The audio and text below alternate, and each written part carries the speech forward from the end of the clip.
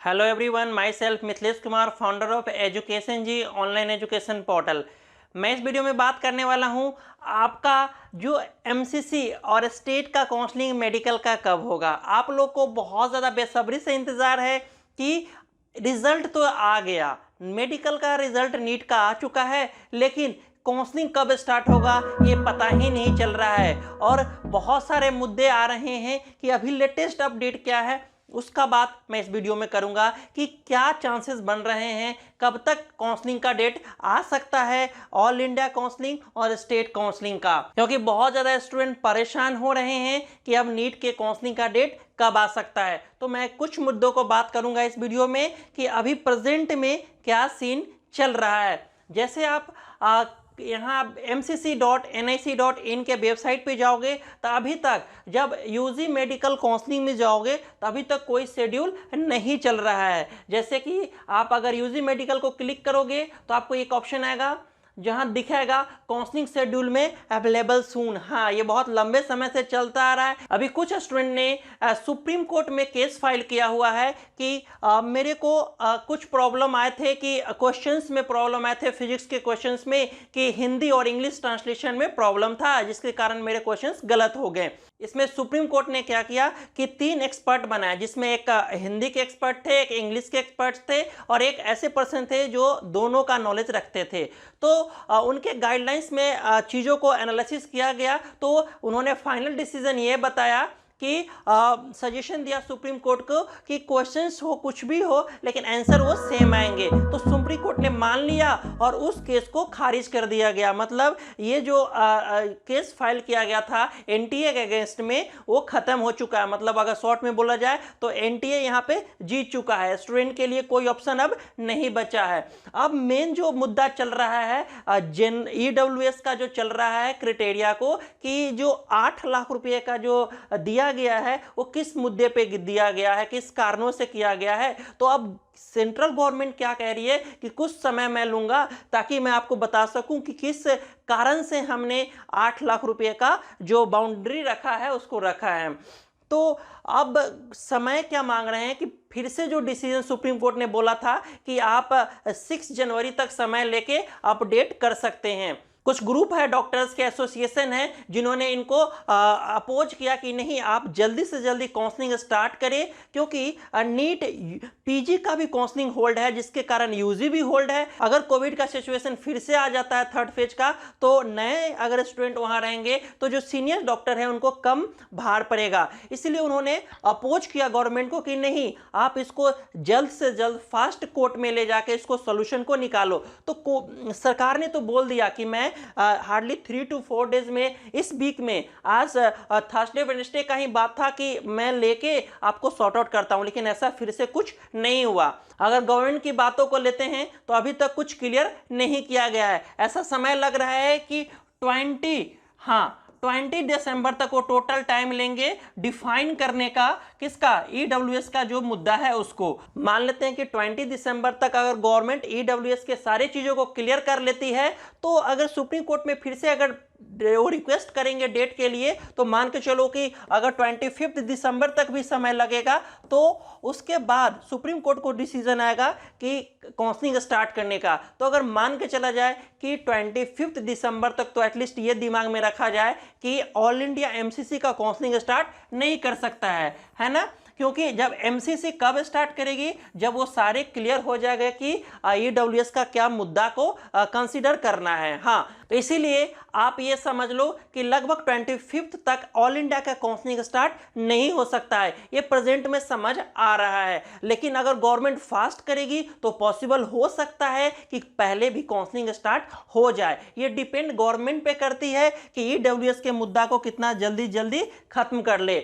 हाँ, हम लोग गवर्नमेंट से भी रिक्वेस्ट करेंगे कि इस मुद्दे को जल्दी से जल्दी क्लियर किया जाए, क्योंकि बहुत सारे स्टूडेंट जो नीट एस्पिरेंट स्टूडेंट है वो परेशान है, क्योंकि नेक्स्ट ईयर का भी समय आ रहा है, जल्दी से जल्दी एग्जाम का डेट भी आ चुका है, तो वो चाहते हैं कि ये मुद्दा को क्लियर किया जाए। अब हम लोग देखते हैं कि जो एमसीसी मेडिकल काउंसलिंग जो 2021 का अगर स्टार्ट होगा, हाँ स्टार्ट तो होगा, लेकिन आप मान लेते हैं कि अगर 25 दिसंबर से भी स्टार्ट होता है तो किस तरह से काम करना होगा और क्या रजिस्ट्रेशन अमाउंट लेके चलना पड़ेगा आपको और कौन कौन से काउंसलिंग को फोकस करना है। सबसे पहले बात कर लेते हैं, जब एमसीसी का स्टार्ट होगा, हाँ एमसीसी का काउंसलिंग स्टार्ट होगा, मेडिकल काउंसिल कमेटी का स्टार्ट होगा काउंसलिंग, तो इसमें आपको गवर्नमेंट में, हाँ 15% गवर्नमेंट का काउंसलिंग कर सकते हैं सीट्स का। उसके बाद डीम्ड यूनिवर्सिटी का भी यहीं पे काउंसलिंग होगा, किसका, डीम्ड यूनिवर्सिटी का। जब गवर्नमेंट का बात कर लेते हैं तो अगर जनरल ओबीसी से होंगे तो लगभग 11,000 रुपये आपको रजिस्ट्रेशन अमाउंट आपको पे करने होंगे, 11,000 रुपीज आपको पे करने होंगे जनरल कैटेगरी का, और 6,000 के रेंज में होंगे एससी एसटी और पीडब्ल्यूडी का 6,000 रुपया रजिस्ट्रेशन अमाउंट पे करना होगा। नेक्स्ट बात कर लेते हैं डीम्ड यूनिवर्सिटी का। हाँ वैसे स्टूडेंट जिनके थोड़े मार्क्स कम हैं लेकिन वो हाई फीस पे कर सकते हैं तो डीम्ड यूनिवर्सिटी एमसीसी के ऑल इंडिया काउंसलिंग में पार्टिसिपेट करेंगे। उनका अगर थोड़ा कम भी कट ऑफ है मार्क्स या नीट में तो वो अच्छा कॉलेज यहाँ पे ले सकते हैं। क्लियर है स्टूडेंट। एमसीसी में जो आपको पेमेंट करना होगा डीम्ड प्राइवेट के लिए वो करना होगा 2 लाख रुपीस का ऑनलाइन पेमेंट करना होगा, 2 लाख रुपया का plus registration amount. Registration amount कितना, यही अगर 11,000 है तो जनरल के लिए और एससी एसटी के लिए 6,000 रुपया। एमसीसी का यही 2 राउंड, यही 2 कॉलेजेस के लिए काउंसलिंग करेंगे। इसमें और भी लोग पार्टिसिपेट करते हैं, बीएचयू वगैरह, वो हम डिटेल में बता देंगे। तो एमसीसी के लिए यहाँ ऑल इंडिया के लिए क्लोज हो जाएगा। सेकेंड जब आएगा स्टेट काउंसलिंग का बात कर लेंगे तो इसमें 85% सीटें का काउंसलिंग होगा जिसमें गवर्नमेंट प्लस प्राइवेट दोनों को होगा। हाँ अगर बात कर ले रजिस्ट्रेशन अमाउंट का तो लगभग 1,000 से लेके 2,000 तक का अलग अलग स्टेट का रजिस्ट्रेशन अमाउंट लगता है। Clear student. जैसे बात कर ले यूपी का तो लगभग 1,200 रुपया आपको पेमेंट करना होगा। बिहार का बात कर ले तो 1,000 के रेंज में आपको पेमेंट करना होगा। वेस्ट बंगाल का बात कर ले तो लगभग में आपको 2,000 रुपया का पेमेंट करना होगा। तो स्टेट काउंसलिंग में भाग लेगा गवर्नमेंट प्लस प्राइवेट। कुछ स्टेट डिपेंड करेगा कि आप अगर एडमिशन उस स्टेट में लेना चाहते हो तो आप सिर्फ प्राइवेट में ले सकते हो, उसके 85% गवर्नमेंट में सिर्फ वहां के डोमिसाइल स्टूडेंट ही लेंगे एडमिशन।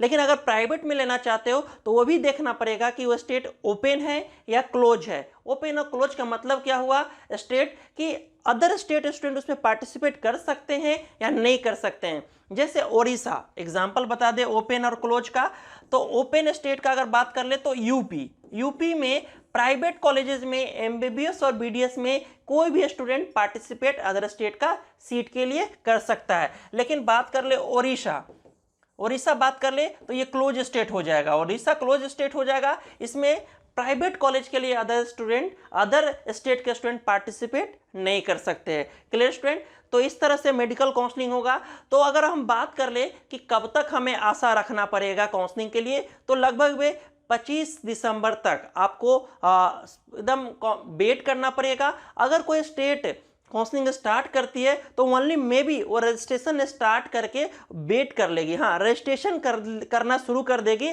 सिर्फ रजिस्ट्रेशन होगा लेकिन अलॉटमेंट नहीं होगा, क्योंकि अगर फिर से अगर अलॉटमेंट हो गया तो उस अलॉटमेंट को कैंसिल करना पड़ेगा, क्योंकि ईडब्ल्यूएस का अगर मुद्दा चेंज होता है तो। इसीलिए स्टेट क्या करेगी जनरली कि उस काउंसलिंग को रजिस्ट्रेशन करके होल्ड कर सकती है। तो देखते हैं अगर कोई स्टेट का काउंसलिंग स्टार्ट हो जाता है,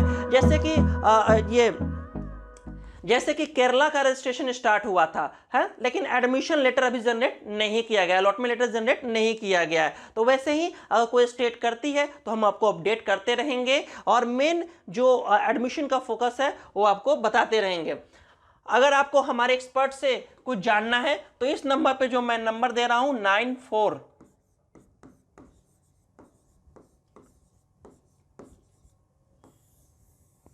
आप ये जो कॉन्टैक्ट नंबर दिया गया ये हमारे एक्सपर्ट का नंबर है। इस पे आप हमसे हमारे एक्सपर्ट से ये जान सकते हो कि आपको कौन कौन से स्टेट में काउंसलिंग करना चाहिए और कौन सा कॉलेज बेस्ट होगा आपके रैंक पे, क्योंकि जो आप बजट प्राइवेट कॉलेजेस में लगा रहे हो उस बजट में कौन सा बेस्ट कॉलेज पॉसिबल है। Clear student.